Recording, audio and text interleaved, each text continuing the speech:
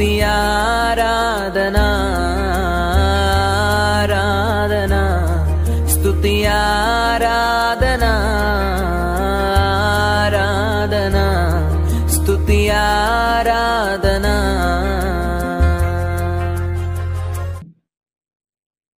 ప్రతి ఒక్కరికి నా హృదయపూర్వక వందనాలు. కొద్ది నిమిషములు ఆత్మీయ ఆహారాన్ని, పరిశుద్ధ ఆహారమును, జీవంగల దేవుని ఆహారమును, మహిమగల దేవుని ఆహారం బుధించుకుందాము. ఆత్మీయంగా అందరం బలం పొందుటకు, శక్తి పొందుటకు ఆ తండ్రి యెహోవా తండ్రి, పరమ తండ్రి మన దారం తెలిసి మనల్ని పరిశుద్ధపరిచిన దేవుడు కాబట్టి, ఆయన మహిమగల దేవుడు కాబట్టి, ఆయన వాక్యములోకి వెళ్ళి మన కొద్ది నిమిషములు తన ప్రజలు పాపములు విడిపించడానికి వచ్చిన దేవుడు అంశం మీద మనం మాట్లాడుకుందాం. మత్తయి సువార్త 1వ అధ్యాయము, నూతన గ్రంథం, పరిశుద్ధ గ్రంథం, బైబిల్ గ్రంథం నుండి, నూతన గ్రంథం నుండి మత్తయి సువార్త 1వ అధ్యాయము 21వ వచనం చదువుకుందాం. 18 చదువుకుందాం. మత్తయి సువార్త 1:18. యేసుక్రీస్తు జనన విధానం ఎట్లా అనగా, ఆయన తల్లి అయిన మరియా యేసోపునకు ప్రదానం చేయబడిన తర్వాత వారి ఏక కాకమునుకు ఆమె పరిశుద్ధాత్మలో గర్భవతి ఉండెను. ఆమె భర్త యోసేపు నీతిమంతుడై ఇండి ఆమెను అవమానపరచక రహస్యముగా ఆమెను విడనాడే ఉద్దేశించారు. అతడు ఈ సంగతులన్నీ గురించి ఆలోచించుకొనిచుండగా, ఇదిగో ప్రభుదూత స్వప్నమందు అతనికి ప్రత్యక్షమై, దావీదు కుమారుడైన యేసోపు, నీ భార్య మరియాను చేసుకునేటకు భయపడకుము. ఆమె గర్భం ధరించినది పరిశుద్ధాత్మ వలన కలిగినది అని చెప్పాను. ఆమె ఒక కుమారుని కనును, తన ప్రజలు వారి పాపం నుండి ఆయన రక్షించును గనుక ఆయనకి యేసు అని పేరు పెట్టుదు అనిను. దేవునికి మహిమ కలుగును గాక. ఇక్కడ దేవుని లేఖనము ఏం చదివిస్తుంది, ఏమని అక్కడ దేవుని గ్రంథం, బైబిల్ గ్రంథం చెప్తుందంటే మనం గమనించాలి. ఇక్కడ ఎంత స్పష్టంగా అక్కడ దేవుడి మాట్లాడుతుంది చూడండి. అక్కడ గమనించండి, ఎంత ముఖముఖిగా దేవుని దూత అక్కడ మాట్లాడుతున్నట్టుగా మనము గమనించగలం. దేవుని పుట్టుక ఎలా జరిగిందంటే ఎంతో పరిశుద్ధంగా జరిగింది. యేసు ప్రభుని పుట్టుక ఆయన నరుల్లాగా పుట్టలేదు. నరులు ఎలా పుడుతుందో అలాగా పుట్టలేదు. కానీ ఆయన పుట్టుకలో ఏముందంటే నీతి, నిజాయితీ, పరిశుద్ధత, ఏమంటే పవిత్రత మనకి కనబడుతుంది. ఈ లోకమందు పవిత్రత, పరలోకమందు పరిశుద్ధత కలిగిన దేవుడు కాబట్టి ఆయన ఈ లోకమందు ఎంతో పవిత్రంగా పుట్టాడు. ఆయన ఎంతో పరిశుద్ధంగా పుట్టిన దేవుడు యేసుక్రీస్తు ప్రభువు. అందుకే యేసుక్రీస్తు జనం విధానం ఎలా అనగా ఆయన ఎలా పుట్టాడని చెప్తుందంటే, యేసు ప్రధానం చేయబడిందంటే ఎంగేజ్మెంట్ అయింది. మన భాషలో ఎంగేజ్మెంట్ అయింది అంటే పెళ్లి చూపులు చూసి ఎంగేజ్మెంట్ అయింది. తర్వాత ఇంకా ఏమి కళ్యాణం తాలుగుట్టు కూడా కట్టలేదని మనం గమనించాలి.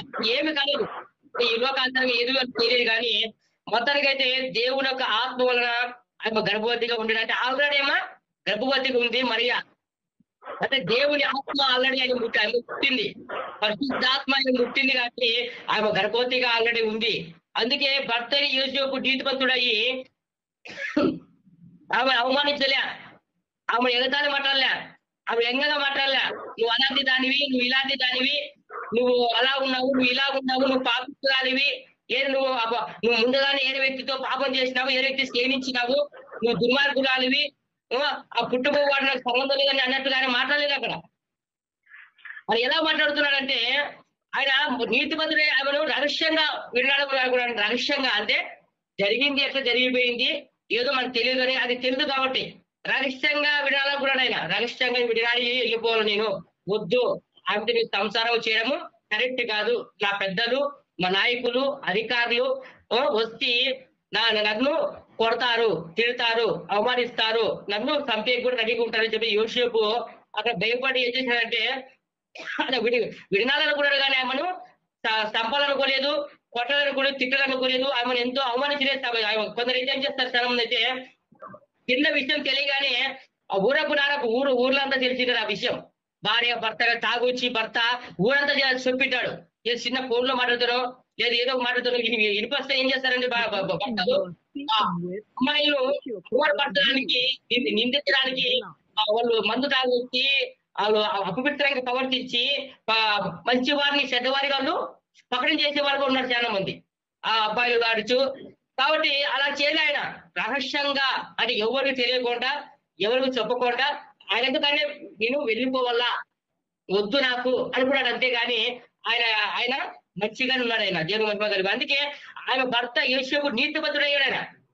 ఆయన నీతిమంతుడు అంటే ఆయన దేవుని దృష్టిలో భయభక్తి కలిగిన వాడు, యెహోవా దృష్టిలో భయము భక్తి నీతి నిజాన్ని కలిగిన వాడు, ఎవరి మంచివాడు శ్రేష్టమైన వాడు యోసేపు.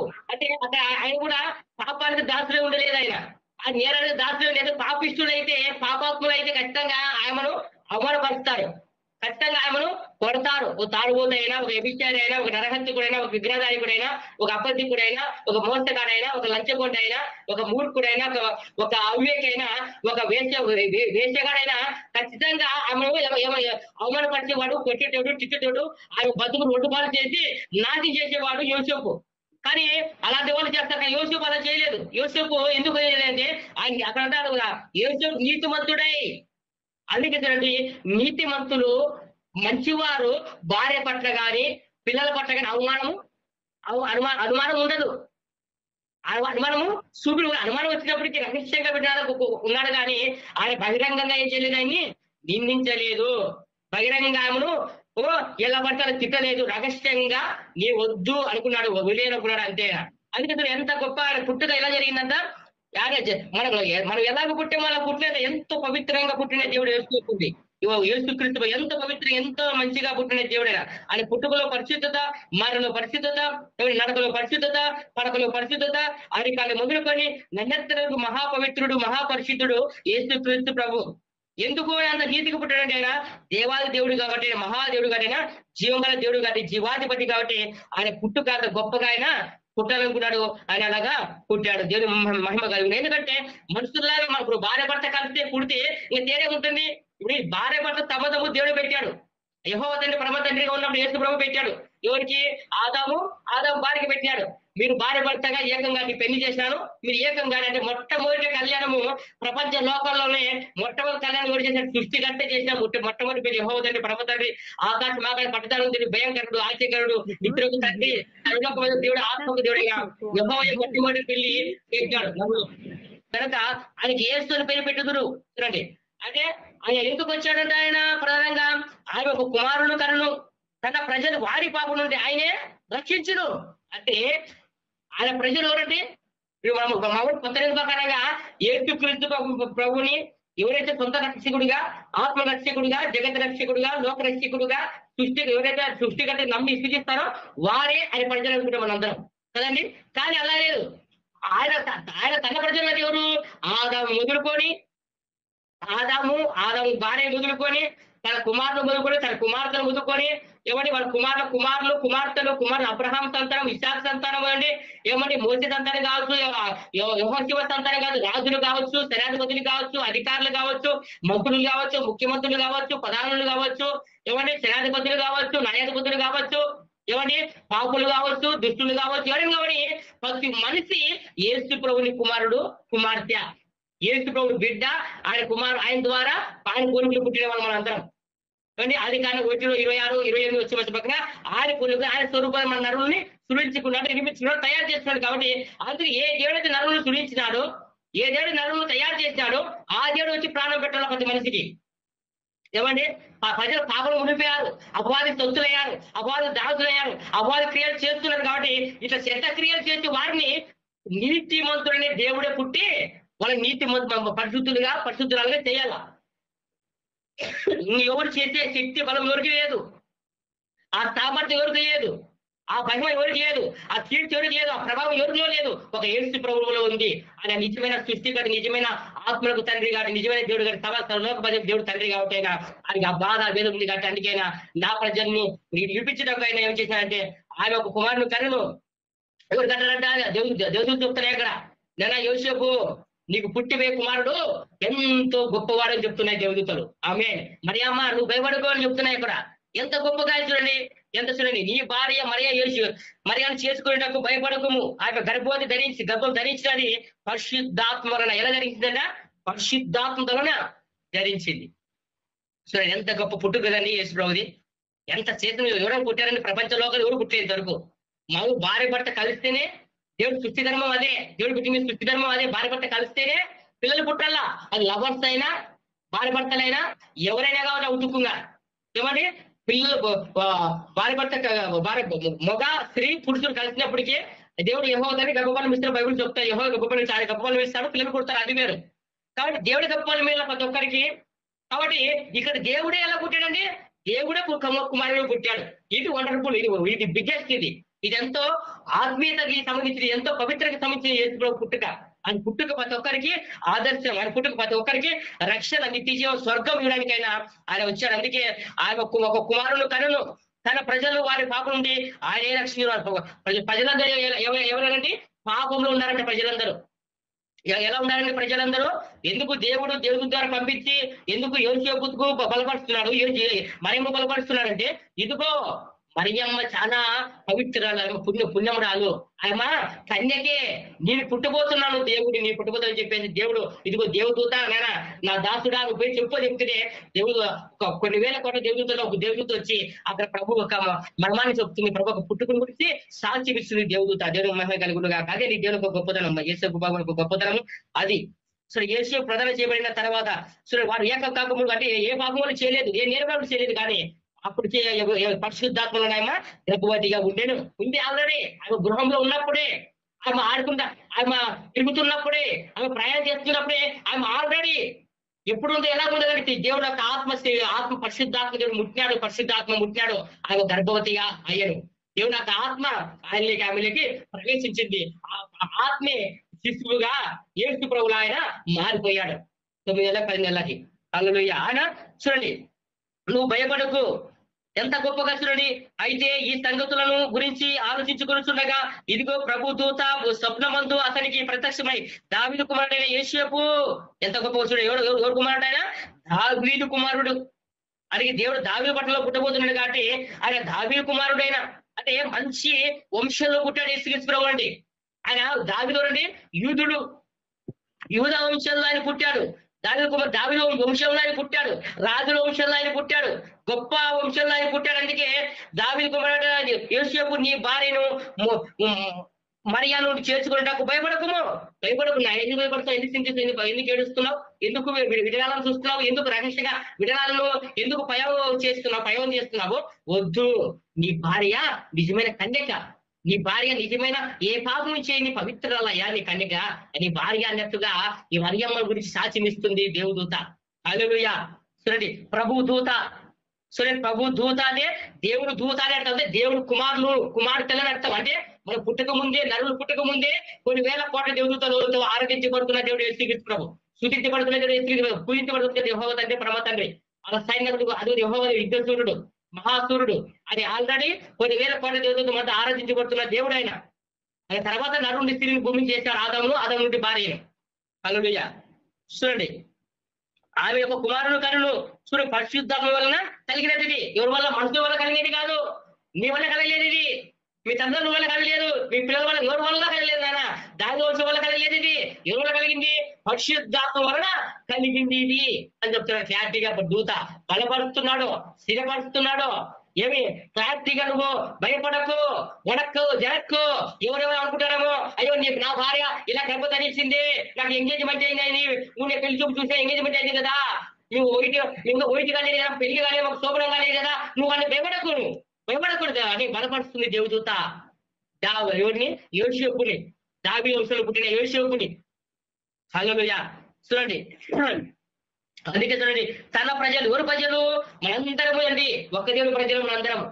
అది క్రైస్తువులు కావచ్చు, ఏమంటే ముస్లింస్ కావచ్చు, అన్య జనులు కావచ్చు, ఏ మతం వల్ల కావచ్చు, ఏ కులములు కావచ్చు, ప్రతి ఒక్కరు ఒక్క దేవుని సంతానమే. అందుకే తన ప్రజలు పాపములు. ఎవరు ప్రజల పాపం అంట? ఆదాము పాపం చేసినాడు, అవ్వ పాపం చేసి అవ్వతో తర్వాత ఆదాముతో పాపం చేపించింది.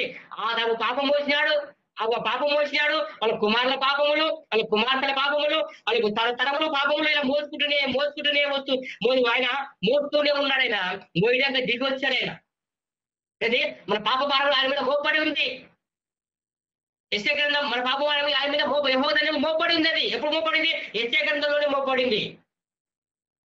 ఆయన అంటే ఆయన పుట్టుక అప్పుడు యెషయా గ్రంథంలోనే దేవుడు రాయించాడు. నేను పుట్టబోతున్నాను, నేను జన్మించబోతున్నాను, నీ పరిశుద్ధాత్మ కృప వలన పరిశుద్ధాత్మ శక్తి ద్వారా నేను గర్భంలో నేను పుడతానని నేను యెహోవా తండ్రికి పరమ తండ్రికి ఆ సర్వలోకాల సృష్టికర్త ఎప్పుడో తెలుసు యెహోవాకు.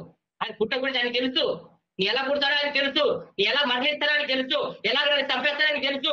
సమస్తము తెలిసిన దేవుడు, సర్వాధికారి దేవుడు యేసుక్రీస్తు ప్రభువు అండి. అది తెలిసే పుట్టాడు. అది తెలుసా? అని అందుకే అన్నాడు కదా, నాతో నేనే ప్రాణం పెట్టుతున్నాను అన్నాడు. ఎందుకు? నా పిల్లల కోసము, నా సంతాన కోసము, నా కుమార్తెల కోసము, నా బిడ్డల కోసము, నా వారి కోసము, నా వారి కోసం నేను ప్రాణం పెడుతున్నాను.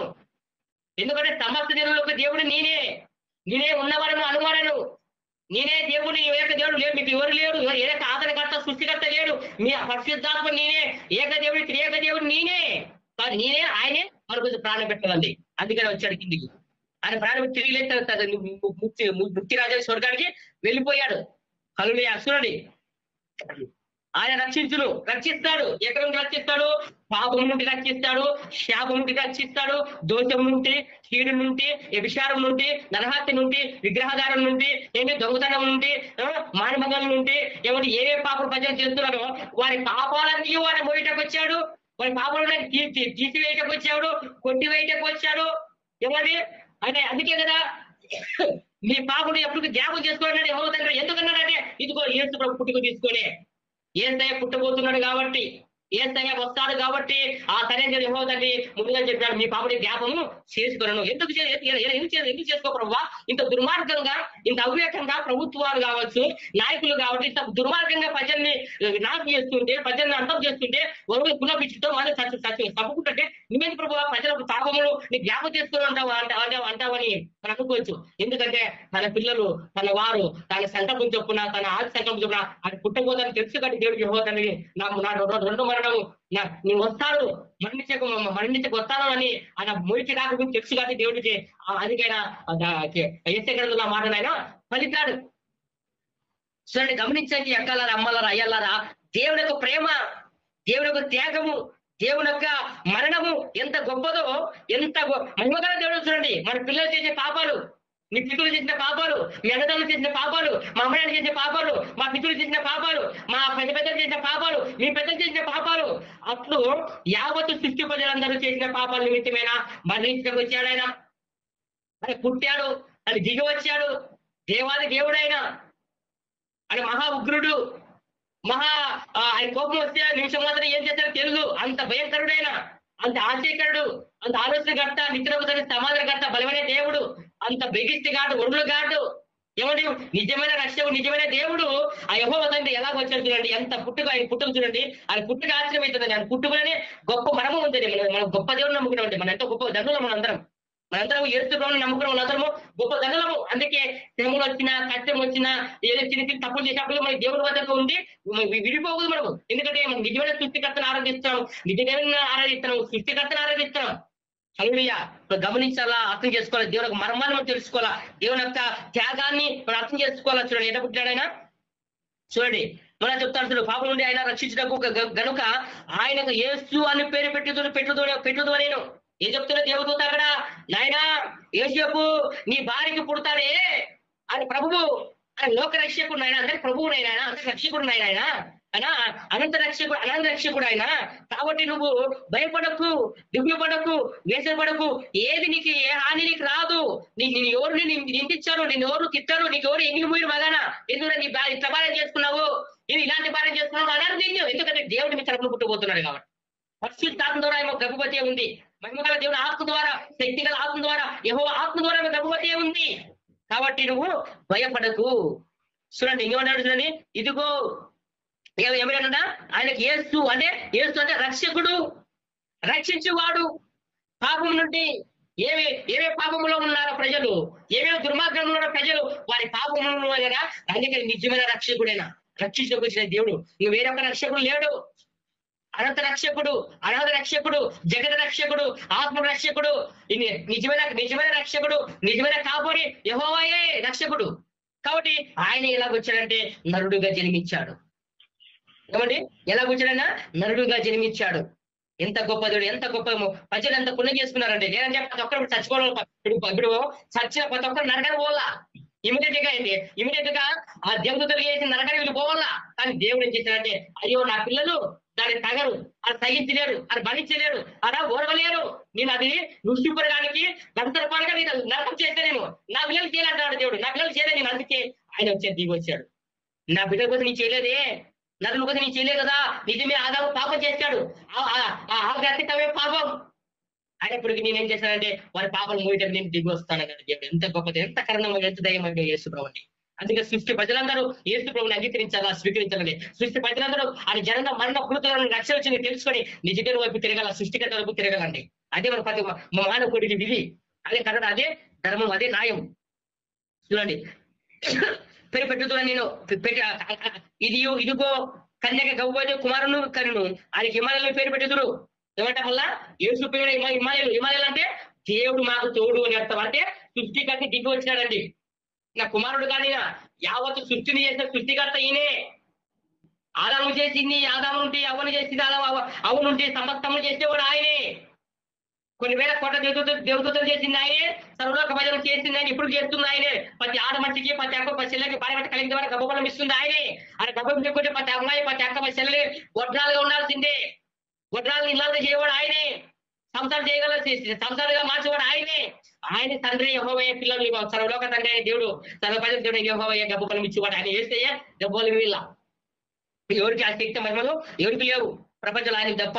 ఆయన మహాశక్తి గల దేవుడు, మహిమ గల దేవుడు, మహా ఉన్నతమైన దేవుడు, శాస్త్రీయ దేవుడు, సదాకాలం మనతో ఉన్న దేవుడు ఆయన. అందుకే చూడండి, హిమాలయ దేవుడు మనకు తోడు. అందుకే సదాకాలం మనకు తోడు ఉంటాడు. బైబిల్ మీద వాక్యం సదాకాలం తోడు ఉంటాడు మనకి. ఎందుకు? హిమాలయ దేవుడు తోడు, మన దేవుడు మనకు తోడు, మనకు అంట భరోసా. మన తండ్రి తల్లిగా ఉంటే ఆయన మనకి మన కష్టాలు, మన బాధలు, ఇరుకులు విడిపించి, మన పాపలు విడిపించి మన సమృద్ధిని, ఐశ్వర్యాన్ని ఇంటికి ఇస్తాడు. అలాగే ఈ లోక ఐశ్వర్యాన్ని కూడా, ధనాన్ని కూడా దేవుడు ఇస్తాడు. దేవుడు తోడంటే మనకి ఏది తక్కువగా ఉంటుందని అర్థం. దేవుడు మనం తోడుకుంటే ఏది తక్కువ కాకుండా సమృద్ధిలో మనం ఉంటాం, ఐశ్వర్యంగా మనం జీవించబడతాం, మహిమగల పట్టణంలో చేరుతాం. అందుకే దేవుడికి తోడు మనకు కావాలా మన జీవితంలో. ఏమండి, క్రిస్మస్ చేసుకున్నాం, ఇప్పుడైనా మన దేవుడిని సంపూర్ణంగా దేవుళ్ళు మనం ఉండాలా, పరిపూర్ణంగా దేవుడు మనం ఉండాలి. ఎందుకంటే దేవుడు మనకు తోడుగా ఉన్నాడు. ఇమానుయేలు అంటే దేవుడు మనకు తోడు, అండ, భరోసా, ప్రోత్సాహం. నీవున్నానా నా కుమారుడా, భయపడకు, నా కుమార్తె భయపడకు, నువ్వు భయపడి వెళ్ళకు, ఎక్కడికి వెళ్ళద్దు, విగ్రహం చేయొద్దు, నేనున్నా నీకు ఆచారం ఉన్నప్పుడు పాటించద్దు. ఇదిగో నీ దేవుడికి తోడుగా ఉన్నప్పుడు నువ్వు ఎందుకు భయపడతావు, ఎందుకు నిలబడతావు, ఎందుకు ఉడుకుతావు, ఎందుకు బెనుకుతావు, ఎందుకు తలకలాడతావు? పాపడు మాను, పవిత్రంగా బతుకు, నీతిగా బతుకు, పరిశుద్ధిగా బతుకు. ఇదిగో నీ దేవుడు నీకు తోడుగా ఉన్నాడు. ఎంత గొప్ప వాగ్దానం, ఎంత గొప్ప వాక్యాలండి, ఎంత గొప్పగా దేవుడు దిగి వచ్చాడు మనకు. చూడండి, దేవుడు మనకి ఇవ్వాలంటే దేవుడు మనకు తోడని అర్థం అంట, పేరు పెట్టుకుని. సో ఆ దానికి భాషాంతరము ఇమాని అర్థానికి పేరు, దేవుడు మనకు తోడంట. సో బాబు ఎంత గొప్ప అర్థం చూడండి. చూడండి, అని ప్రభువు తన ప్రవర్తన ద్వారా పలికిన మాట నెరవేరునట్లు ఇదంతా జరిగాను. ఇమ్మానుయేలు పేరు నాకు భాషాంతరము, దేవుడు మనకు తోడని అర్థం. ఎంత గొప్ప చూడండి బాబా. చూడండి ఎంత సంతోషం అవుతుంది కదా. తోడు మనకు, దేవుడు మనకు తోడుగా ఉండడానికి దిగి వచ్చాడు ఆయన భూమికి. 33 సంవత్సరాలు జన్మించాడు. 33 సంవత్సరాలు ఆయన జన్మించి బతికి మన కోసం తిరిగాడంట. బతికి సమాజం తిరిగి అతను ఆకాశ స్వర్గానికి వెళ్ళి మన పాపాలు మోసాడు ఆయన. తిరుగులో 10 మనిషి పాపలు మోసాడు ఆయన, 10 జాతి ప్రజల పాపలు మోసాడు ఆయన. ఎందుకంటే ప్రజలు కులాలు పెట్టుకున్నారు కదా, అలాగే తీసుకుంటే 10 కులాల పాపం, 10 మతాల పాపం దేవుడు, 10 ప్రజల పాపం దేవుడు యేసు మోసాడు. అంటే పూర్తిగా నరకాన్ని తీసివేశాడు. మనం గమనించాలా, నరకం అనేది లేకుండా చేశాడు యేసయ్య. ఆయన రక్షించడానికి వచ్చాడు, శిష్యులకు రాలే ఆయన. ఎంత గొప్ప దేవుడు, ఎంత చూడండి, ఎంత కనికరంగా దేవుడు యెహోవా తండ్రి, బ్రహ్మ తండ్రి, ఎంత మహిమగల దేవుడు, అంత గొప్ప దేవుడు భూమిని దర్శించాడంటే. భూమి మరియమ్మ ఎంత పుణ్యాత, బైబిల్లో మరియమ్మ ఎంత పుణ్యాతురాలంట మరియమ్మ. ఎందుకు?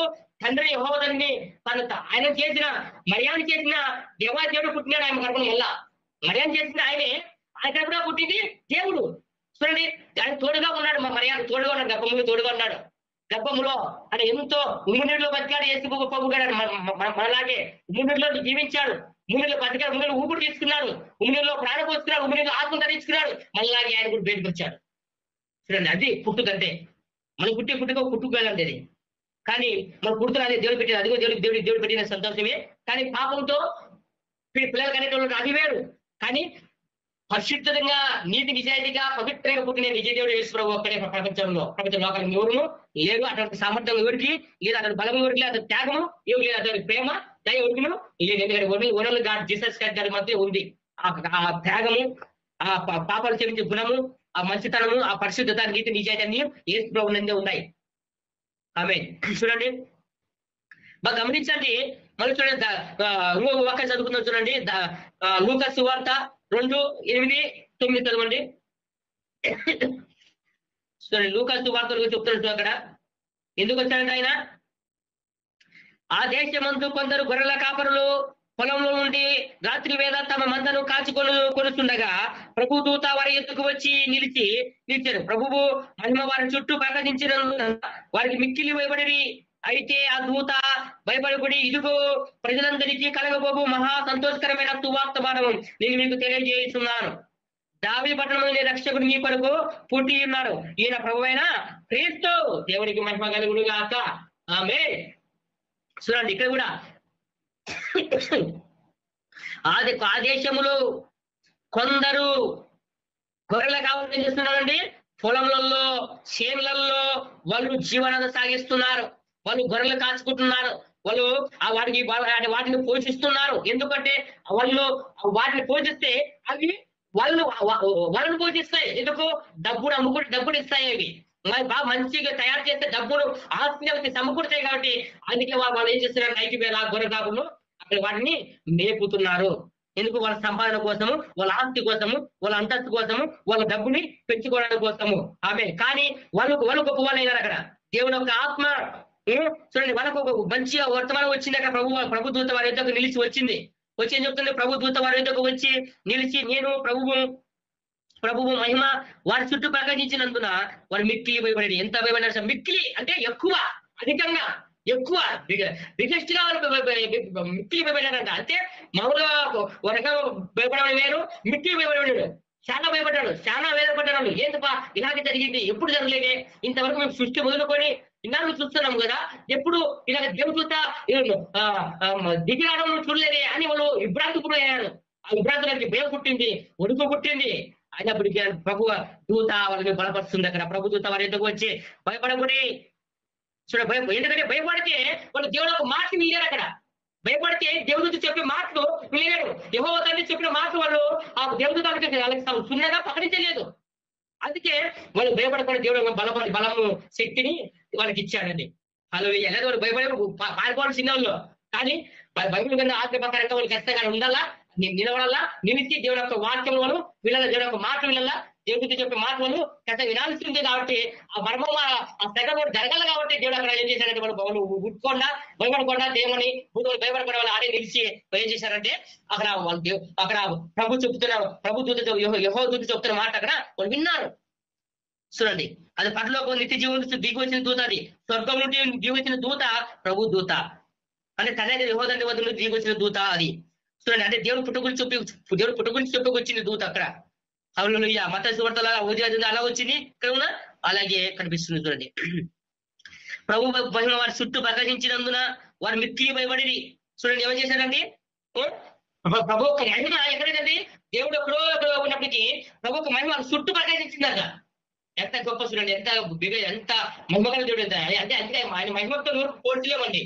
ఆయన మహిమతో, ఆయన శక్తితో, ఆయన బలంతో, ఆయన తేజస్సుతో, ఆయన కీర్తితో పోల్చలేము ఈ లోకం మందు. ఎందుకంటే అంత మహిమగల వారు ఎవరు లేరు. అందుకే ఆ చుట్టూ ప్రకాశించేది మహిమ, ఆ దేవుడితో మహిమ అంత ప్రకాశించిద్దే ప్రభు ఒక మహిమ. చూడండి, వారి చుట్టూ దేవుడు ఒక మహిమ వారి చుట్టూ ప్రకాశించినందున వారు మిక్కి భయపడినారు, ఇదైపోయారు. చూడండి, మళ్ళీ అయితే చూడండి ఏమన్నారు అక్కడ, ఏం చెప్తాను బలపడుతున్నారని. అయితే ఆ దూత భయపడబడి, ఇదిగో ప్రజలందరికీ కలగవు మహా సంతోషకరమైన వర్తమానం. మహా సంతోషం అంట, మహా ఆనందం అంట, మహా ఎంజాయ్ అంట, మహా ఎంతో మీరు సంతోషించండి. ఓ గొర్రెల కాపులారా, నాయనా మీరు గొర్రెల కాచుకుంటారు, మంచిదే, సంతోషమే, కాచుకోండి. కానీ ప్రభు మాట వినండి. ఫస్ట్ భయపడకుండా ప్రభు మాట విని ప్రభు అందుకే బలపడుతున్నాడు. మీరు భయపడకూడి ప్రజలందరికీ కలుపు మహా సంతోషకరమైన వర్తము, మహా సంతోషం అంట. కొంచెం కాదంత సంతోషం. మనకు 10,000 వస్తే ఒక రకమైన సంతోషం ఉంటాం, మనకు కూడా 1,00,000 పెద్ద సంతోషం. అది 2 లక్షలు వస్తే ఇంకో పెద్ద సంతోషం, 3 లక్షలు వస్తే ఇంకో సంతోషం, 1 కోటి రూపాయలు వచ్చిందనుకో ఎంత సంతోషిస్తామండి. 1 కోటి రూపాయలు 2 కోట్లు సంపాదించి దేవుడు మనకి ఇచ్చాడుకో, అప్పుడు ఎంత కొనియాడుతుంది దేవుడు, ఎంత సుఖిస్తాం కదా దేవుడు చదివిపోయి ప్రభావ ఎంత గొప్ప ఆశీర్వాదం చేసావు అన్నట్లు. అట్లా మనం కూడా సంతోషించాలట, ఆనందించాలంట. ఎందుకు ఆయన మన ఐశ్వర్యవంతుల చేతికి వచ్చాడు, మన పాపాలు మూడిటకు వచ్చాడు ఆయన. మన అపరాధములు మన పాపములతో అపరాధం చచ్చిన వారి ఉండగా ఏమండి మనను ఆయన క్రీస్తుకు లేవటక్కడే వచ్చాడు. ఎంత గొప్ప దేవుడు నేర్చుకోవండి, ఎంత గొప్ప ఆయనతో మనం తీసుకుపోయేందుకు వచ్చాడు పరలోకానికి. సరే మన పాపాలు మోయటకు వచ్చాడు ఆయన. ఎందుకు వచ్చాడు? మన పాపం మోయడం, ఆయనకి రక్షకుడైనా. పాపం మోయడం కదా రక్షకుడు, పాపాలు మోయడం కదా నిజమైన రక్షకుడు ఉన్నాడు ఆయన యేసయ్య. అటువంటి రక్షకుడు, అటువంటి నాయకుడు, అటువంటి గొప్ప దేవుడు ఎవరు ఈ లోకంలో లేరు, ఆయన తప్ప, యేసు ప్రభు తప్ప. చూడండి బెత్లెహేము దూత ఎంత గొప్పగా చూడండి, ఎంత మొదలైన వాక్యాలు చూడండి, ఎంత మహిమగల వాక్యాలు. దావిపట్టణంలో నేను రక్షకుడు మీ కొరకు పుట్టి ఉన్నాడు, ఈయన ప్రభు అయిన క్రీస్తు. ప్రభు అంటే దేవుడి అర్థం. అంటే ఏ భాషలో తీసుకో, ప్రభువు అనగా పాలించువాడు, పరిపాలించేవాడు, సంరక్షించేవాడు, పోషించేవాడు, సాకువాడు, ఆదరించేవాడు, ఆ ఆదుకునేవాడు, దేవుడు తోడుగా ఉండేవాడు ప్రభువు. దేవుడిని అర్థం. ప్రభు అంటే దేవుడిని అర్థం అండి. అంటే క్రీస్తు అంటే అభిషక్తుడు, అంటే మహాశక్తి కలిగిన, అంటే యెహోవా తండ్రి అర్థం. క్రీస్తు అంటే యెహోవా తండ్రి, ప్రభు అంటే దేవుడు. దేవుడని యెహోవా అని అర్థం. ఆ మాటకు అర్థము దేవుడైనా యెహోవా. ఎందుకంటే ఆది కాలంలో మనం తీసుకుంటే ఆ బండ క్రీస్తు అని ఉంది, అంటే యెహోవా తండ్రి క్రీస్తు. అంటే ఇస్రాయేలు బండ నీళ్ళు అయినప్పుడు అలా ఏం చెప్పే వాక్యం ఉంది, ఆ బండ క్రీస్తు అని ఉంది. ఎందుకంటే లేఖనాన్ని చూపించుకుంటూ పోతే మనకి టైం ఉండదు కాబట్టి బండ క్రీస్తు అని ఉందంటే అప్పుడు అంటే ప్రభువైన క్రీస్తు అని బైబిల్ ఉంది. ప్రభువైన యెహోవా ఎలా ఉందో అలాగే ప్రభువైన క్రీస్తు అంటే యెహోవాయే యేసు క్రీస్తు బాబుల మన వద్దకు వచ్చాడని గమనించాలా. యెహోవాయే తండ్రి దేవుడే కుమారుడిగా ప్రత్యక్షమయ్యాడు. ఆ పరిశుద్ధాత్మ దేవుడే ఆ తల్లి గర్భము ధరించాడు. ఆ పరిశుద్ధాత్మతో పుట్టిన దేవుడే యేసు క్రీస్తు. ఆయన ఏక దేవుడు, ఆయనే వరను ఉండి గాడ్ జీసస్ క్రైస్ట్ గాడ్. అనేక మంది లేరు, వేల మంది లేరు. నిజమైన రక్షకుడు, నిజమైన యేసు ప్రభు ఒకరే ఉన్నాడు ప్రపంచానికి, ప్రజలందరికీ, అనేక మందికి, కోట్ల మందికి, అనంత ప్రజల మందికి అనంత దేవుడు, అనాథ దేవుడు, ఒక్కరే దేవుడు. ఆయనే అలా సైన్యములు, అదే యెహోవా తండ్రి. ఆయనే ఆశ్చర్యకరుడు, ఆయన ఆలోచనకర్త, ఆయన మహాజ్ఞాని, మహా వివేకి, మహాశాంతి గల దేవుడు, మహాదయగల దేవుడు యెహోవా తండ్రి యేసు క్రీస్తు ప్రభువు. చూడండి ఎంత గొప్పగా చెప్తున్నాడు. మాటలు ఇంటే మనకి మాట సంతోషం వచ్చేది కదండి. మనం సంతోషపడాలంట, ఆనందించాలంట. సంతోషం ఏంటంటే ఇప్పుడు సంతోషం ఏంటంటే మన వాళ్ళు డ్యాన్స్ చేస్తే సంతోషం అనుకుంటారు. ఏమంటే అంతే కదా, స్టెప్లు వేస్తే సంతోషం అనుకుంటారు. స్టెప్లు వేసి పాటలు డ్యాన్స్ చేస్తే అది సంతోషం కదండి. ఆత్మీయంగా శారీరకంగా సంతోషించాలా, ఆనందించాలా. నీ కుటుంబంలో నువ్వు ఆయనతో ఆనందించాలి. అంతేగాని మన పాటలు పాడి స్టెప్పులు వేసి డ్యాన్స్ చేసేది కాదు ఆనందం అంటే. సంతోషం అంటే అదే ప్రభు చాలా మంది చేసేటప్పుడు పుట్టినరోజు జన్మదినం వస్తేనే చాలా మంది అంగరంగంగా డ్యాన్స్ చేస్తారు. అది వీళ్ళు తీసుకొని అన్ని జనాలు ఏం చేస్తారు, దాన్ని ట్రాప్ చేస్తారు. ట్రాప్ చేసి వాళ్ళు కొంచెం ఒక నీటి తీసుకొని అదే పెట్టుకుంటారు యూట్యూబ్ లో. ఇది చూడు ఈశ్వరుడు నమ్ముకున్నారు, దేవుడు నమ్ముకున్నారు, గొప్ప దేవుడు, నిజ దేవుడు అంటారు. వీళ్ళు ఎంత డ్యాన్స్ చేస్తారని చెప్తారు. మనకు అవుతుంది ఇవ్వండి. యేసు ప్రభు ఏం చెప్పి మన బైబుల్ ఏం చెప్పారు, ఇప్పుడు యేసయ్య బైబుల్ ఏముంది, దేవుడు అందరికీ కర్త కాదు, అది సృష్టికర్త, అది ధర్మకర్త, ఆదరణకర్త, అది మహాదేవుడు, అది జీవాధిపతి. అట్లాంటి దేవుడు నమ్ముకుని మనము అలా అల్లరి చేయొచ్చా? బైబుల్ ఉంది అల్లరితో కూడిన ఆటపాటి చేతులు యేసు ప్రభు చెప్పినాడు మత్తయి వార్తలో. మరి ఎలాగ మనం చేస్తున్నాం, మన వాళ్ళు చేస్తున్నారండి, ఎందుకు చేస్తున్నారండి? మరి సంతోషం అనేది ఇదే ఈ వాక్యం తీసుకునే సంతోషం అంటే ఏంటి? నీ కుటుంబంలో బంధువులు పిలుచుకెళ్తుని వాక్యం నింపి, ఆహారం నింపి, లేదంటే విందు చేయి. నీ పక్కన ఎదురుకి మంచి కొట్టులు పోయి ఏమండి మంచి ఆహారం పెట్టు, మంచి ఆహారం పెట్టు, వస్త్రాలు పంచు, అన్నదానం చేయి. ఏమంటే బీదలకు కటాటించి ప్రేమించు. బీదలకి పాపం ఉన్న వాళ్ళకి దేవుడికి రాజు చూడ ప్రకటించి వాళ్ళకి వస్త్రాలు, ప్యాంట్లు, అంగీలో, చీరలో, జాకెట్లో, ఆడోళ్ళు మొగలు ఏంటి పంచండి. అది ఆనందం, అది సంతోషం. కానీ మనం స్టెప్పులు వేసి ఊరికి ఏదో చేసేది మాత్రం అది పండగ కాదు, అది ఆచారం అంటారు దాన్ని. అది యూదాచారము, ఇశ్రాయేలు ఆచారం, అన్ని జనాల ఆచారాలు అవన్నీ నీకు మనకి కాబట్టి తగవు. అది మనకి కరెక్ట్ కాదు, మన కరెక్ట్ మన సూటబుల్ కావాలి. అందుకే అన్ని జనాలు మన మీద రీల్ చేస్తారు.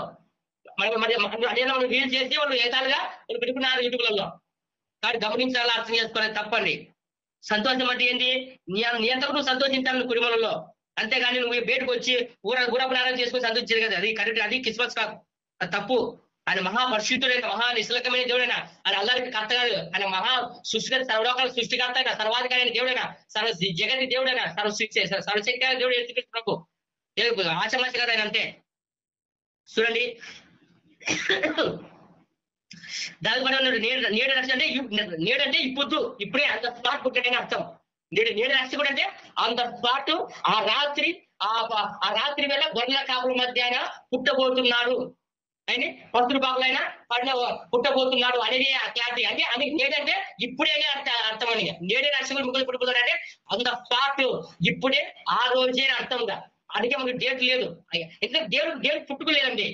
దేవుడికి ఆయన ఎందుకంటే నరుడు కదా ఆయన డేట్ ఉండేది. ఆయన దేవుడైనా, ఆయన సర్వాధికారైనా, సర్వలోక తండ్రి దేవుడైనా, ఆయన ఎంతో గొప్పది, ఎంతో బిగ్గెస్ట్ కానీ ఒళ్ళు గడికి పుట్టుకెళ్ళ ఉంటుందని ఆయన ఆవిష్కారం లేనివాడు. ఆయన యుగులు జీవించేవాడు, తన తరములు జీవించేవాడు, ఆయన యుగాంతం ఉన్నవాడు. ఆయన ఎవరి సృష్టి లేనప్పుడు ఉన్నవాడు. ఆయన సృష్టి యావత్ యాదగిరిలో అనగా పోయిన రోజులు 2 రోజులు, ఆ రోజులు సృష్టి యావత్ సమృద్ధిని చేసే దేవుడికి బర్త్డే ఎక్కడ ఉంటే వస్తుందండి.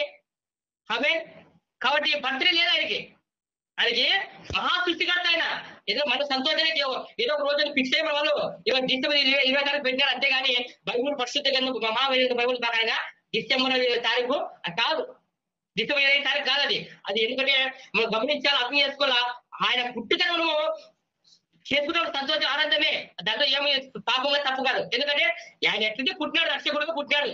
ఏదో రోజు కానీ డిసెంబర్ 1, ఫిబ్రవరి 5, మార్చి 5, మార్చి 28 మొత్తం అది అదే ఏదో ఒక సంవత్సరంలో ఏదో ఒక ఇయర్ లో దేవుడు ఖచ్చితంగా పుట్టే ఉన్నాడు. ఏదో ఒక రోజు ఏదో ఒక నెలలో పుట్టినాడు. కాబట్టి మనకు ఆయన పుట్టుక మనకి గొప్ప విందుగా, గొప్ప సంతోషంగా మనకు చేసుకోవడం తప్పు కాదు. ఎందుకంటే దేవుడు ఎక్కడ పుట్టాడు, రక్షకుడు పుట్టాడు కాబట్టి. ఆ ఆడవాళ్ళు ఉన్నాయి, ఆధారాలు ఉన్నాయి కాబట్టి దేవుడు పుట్టాడు కాబట్టి. ఆమె ఎందుకంటే దేవదూతల సాక్ష్యము, కాపుల సాక్ష్యము, మళ్ళా శిశువుల సాక్ష్యము, చాలా సాక్ష్యాలు ఉన్నాయి బైబుల్లోనే. కాబట్టి ఆయన నిజమైన సృష్టిగా నిజంగా పుట్టినాడు. ఆమె చూడండి సంతోషకరమైన వర్తమానం అంటే మంచి వర్తమానం. ఏమండి గొప్ప వర్తమానం పట్లకు దిగి వచ్చింది. నేను మీకు తెలియజేస్తున్నాను. మంచి వర్తమానం, మీకు సంతోషకర వర్తమానమే. ఆనందించాలి మీరు, బాగుండాలి, సంతోషంగా హ్యాపీగా ఉండాలి మీరు. ఎందుకు ఇన్నాళ్ళు పాపంలో ఉన్నారు, నేరాలలో ఉన్నారు, ఇన్నాళ్ళు లోకంగా తిరిగి ఏవో ఆచారాలు, మూఢనమ్మకాలు పాటించి ఏమండి వాళ్ళు ఇల్లు చెప్పేసి అన్ని పోయి ముక్కినారు. కానీ ఇప్పుడు మీకు కట్టడం ఉంది, మీకు నియమం ఉందని చెప్తున్నాడు అక్కడ. అందుకే మీకు ప్రభువే హిమాలయాన్ని మనం చదువుకున్న ఫస్ట్ హిమాలయ దేవుడు మీకు తోడుకుంటాడు, అవన్నీ మీకు అవసరం లేక అని అర్థం చేయడానికి దేవుడు అక్కడ మనకు చెప్తుంది ప్రభుదూత. అమ్మాయి చూడండి దాని కూడా నేడు రక్షకుడు మీకు నేడంటే ఇప్పుడే అంత స్పాట్ లో ఈ నిమిషంలోనే దేవుడు మనకు పుట్టాడని చెప్తుంది అది దేవదూత. ఆమె దేవదూత చెప్తారంటే ప్రభుదూత చెప్తుంది. చూడండి వెంటనే పరలోక సైన్యము, చూడండి కింద చదువుకో, కొరకు పుట్టి ఉన్నాడు ఆయన ప్రభు అయిన క్రీస్తు. ఈయన ప్రభు అయిన క్రీస్తు. దానికి ఇదే మీకు కానువాడు. ఒక శిశువు పొత్తి గుట్టలో చుట్టబడి ఒక తొట్టిలో పండుకొని మీరు చూసేదారని వారితో చెప్పాను. చూడండి ఒక శిశువు, ఏ శిశువు? ఒక శిశువు అంటే యేసు ప్రభు. ఆ శిశువు ఎవరు కదండి? యేసు క్రీస్తు ఒక శిశువు అంటే రక్షకుడైన దేవుడు, యెహోవా తండ్రి, పరమ తండ్రి, ప్రపంచ దేవుడు, ప్రపంచ లోకాల దేవుడు యెహోవా మరిగా పుట్టబోతున్నాడు. ఒక శిశువు పశువులలో ఎక్కడండి ఒక శిశువు పుట్టులో చుట్టబడి ఒక తొట్టిలో పడుకొని ఉండటం మీరు చూసేదారని వారికి చెప్పారు. చూస్తారు మీరు గరుడారా, మీరు సాక్షి వెళ్ళాలి, సర్వలోక మధ్యలో సాక్షి వెళ్ళగానే మీరు చూస్తారు, మీరు చూడాలని దేవుడు మిమ్మల్ని ఈ స్థలంలో ఆ రాత్రి పెట్టినాడు, గొర్రెలు కాచుకున్నారు అని దేవుడు చెప్తుందండి. ఇదంతా అనాది సంకల్పం. ఇదంతా యెహోవా యేసు ప్రభువులకు మురికి రాకడా, దేవుడు ఒక మురికి రాక మురికి పుట్టుక మురికి రావడం పుట్టుక అనాది సంకల్పం ఉండేది. అనాది సంకల్పం పుట్టుక సంకల్పము లేఖలా చెప్తాను మనకి. ఏమే కంటే ఎస్ఐ చెప్తుంది, ఎస్ఐ క్రైటీ చెప్తుంది మనకి 9:6 క్రైటీ చెప్తుంది 9:6. చూడండి వెంటనే పరలోక సైన్యము సమూహము ఆ దూతతో కూడా ఉండి సర్వరకాల స్థలంలో దేవుడికి మహిమయు ఆయనకి ఇష్టమైన మనుషులకు భూమి మీద సవాలను కలుగునుగా కానీ దేవుడికి స్తోత్రం చేస్తుండేను. హల్లెలూయా. సరే సర్వోన్నత స్థలం ఎక్కడ? సర్వ స్థలములు అంటే ఎక్కడంటే సర్వస్థలములు ఏమండి? ఈ లోకమంతా పాపంతో నిండిపోయింది, ఈ లోకమంతా శాపంతో నిండిపోయింది, ఈ లోకమంతా దేవుడు కోపంతో ఒకప్పుడు శపించినాడు ఈ భూమిని. మళ్ళీ ఆయన సమృద్ధిగా జీవించి ఆస్వాదించినాడు, అది వేరు. కానీ ఇదంతా ఇప్పుడు ఎక్కడ సర్వోన్నతం, ఎక్కడ సర్వోన్నతం అంటే మోక్షములో, నిత్య జీవంలో, స్వర్గంలో, స్వర్గ రాజ్యంలో, ఆకాశములో ఆయన మహోన్నతుడై ఉన్నాడు. ఆయన ఆయన సృష్టి, ఆయన సర్వోన్నతుడైన స్థలములలో, అంటే మహాస్థలం ఎక్కడుందంటే మోక్షంలో, ఆ బంగారు రాజ్యాలు, వజ్ర రాజ్యాలు, మాణిక రాజ్యాలలో మహాపట్నం ఉంది, పట్లోక పట్టణం ఉంది. ఆ పట్టణం గురించి చెప్తున్నాడు. సర్వోన్నతుడైన ఆయన ఎవరంట? సర్వోన్నతుడైన, ఎంతో ఘనమైన దేవుడైన స్థలంలో దేవుడికి మహిమలు అంటే అది ఎప్పటికీ ఆల్రెడీ దేవుడితో సూచిస్తున్నాయి అది వేరు. కానీ ఇప్పుడు ఇప్పుడు దేశంలో పుడుతున్నాడు కాబట్టి దేవుడు పుడుతున్నాడు కాబట్టి ఇప్పుడు ఇంకా గొప్ప మహిమలు కలుగుతాయండి పరలోకంలో దేవుడికి. హల్లెలూయా. అంటే తండ్రి అంతా సూచించబడుతున్నాడు ఆకాశంలో. మనుషులకు మనకేమంటే సమాధానం ఇస్తాడు ఆయన. ఏమండి? పాపాలు క్షమించడానికి వచ్చినాడు, సమాధానం వచ్చినాడు ఆయన, నాకు రక్షకుడికి వచ్చినాడు. ఏమండి? లోక రక్షకుడికి వచ్చినాడు. ఏమండి? ఎంత గొప్పగా దేవుడు పుట్టాడండి. మనుషుల భూమి మీద తమ మనుషులకు, అంటే మనకందరికీ, ప్రజలందరికీ, అది అమెరికా వాళ్ళైనా, ఆస్ట్రేలియా వాళ్ళైనా, ఏమండి మిగతా కంట్రీ అయినా, ఏ కంట్రీ అయినా, ఏ డిస్టిక్ అయినా, ఏ జిల్లా అయినా, ఏ తాలూకా అయినా, ఏ మండలాలైనా అందరికీ సమాధానం ఇస్తాడంటే ఆయన.